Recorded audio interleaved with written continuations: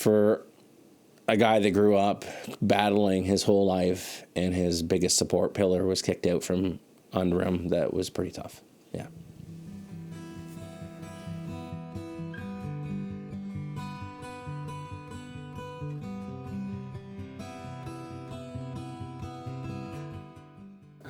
When I was about 8 years old, I moved to Cohill, and I was on my own, and it was just like a tractor beam. People were sucked towards me, and there was a lot of racism I faced in public school. I'm fighting like almost every day, fighting for the right to just be me. My mom, she really had to wear thick skin to protect me, which is what she did, and I can't thank her enough for that, for all the things that I went through. I found this 2-string guitar in the garbage. I wound up just learning how to play it myself, completely out of tune. And I found comfort in that guitar and music. That's really where my journey began.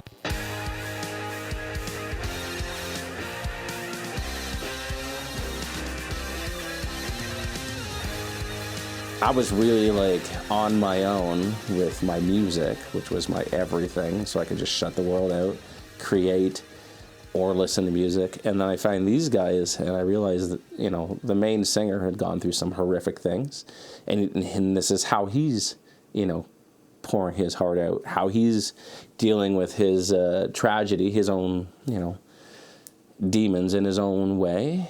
That's a positive that helps other people, and I latched on to that. I started writing my own stuff because I had my own feelings about the world, at least that I lived in, from the views that I saw. And I was always writing. My one buddy, Shane, from Bancroft, he was like, hey man, we should jam, we should do something. So then we got a hold of my other buddy, Doug, and we just started writing our own music and started playing some Tool, some Rage. When you're playing in a band, you take breaks in between sets. So I'm like, man, we got to put on some music in between just so people can hear something, and maybe some people get up and dance. I put on some songs. There's no transition. And some people came up and they're like, hey, what are you doing next weekend? I think it was an anniversary or some kind of party. Can you DJ it? And I was like, I'm not a DJ. So I wouldn't even know how to do that. And they're like, well, I think they said they'll give me $150, some booze and some food. And I was like, I'll see you next weekend. So that's how it started. And then I found myself doing it every week.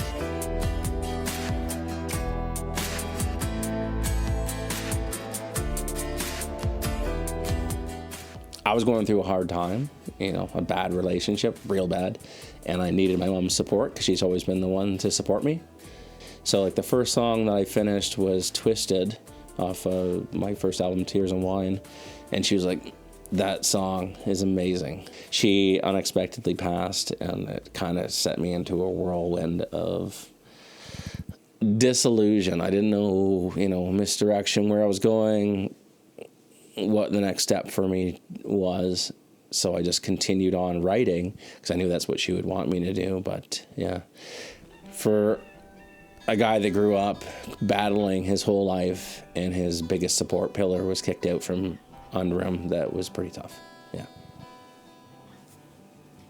Tired Angel, it's the only sad song on my Melting Together album. I wrote a lot of sad songs about my mom, but that one in particular, I'm literally just recounting and re-encountering every moment of the day that I walked in and found her passed away. So that one, there's been so many times even by myself, I'm going to come down here in this room, my safe space, and I'm going to try to play it. And I think I make it to the second verse and I just break. I just can't do it. I tried.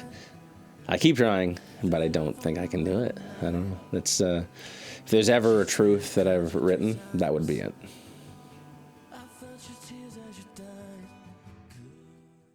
I'm working on a new album, which I'm probably most excited about.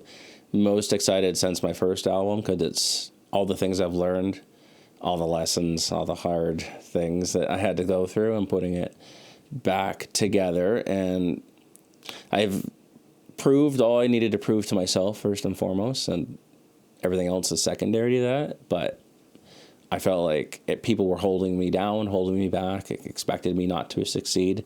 And I made sure that one way or another I was going to. So 100%, this is me going back to my roots. It's going to be heavy. It's going to be real. I'm writing about real things that have happened to me that most people don't want to talk about. We're gonna battle through this album. I'm gonna cry again, and I'm gonna do some screams for the first time in an album, which is amazing because I got a lot built up to get out. So it's my love of Korn, my love of Rage, my love of Tool, my love of DJing and stuff. You'll still hear some beats in there, but it'll be buried by this 7-string. Looking back on everything, I proved all the things to myself I wanted to prove. I still have some things I need to shove down some people's throats. It's the truth.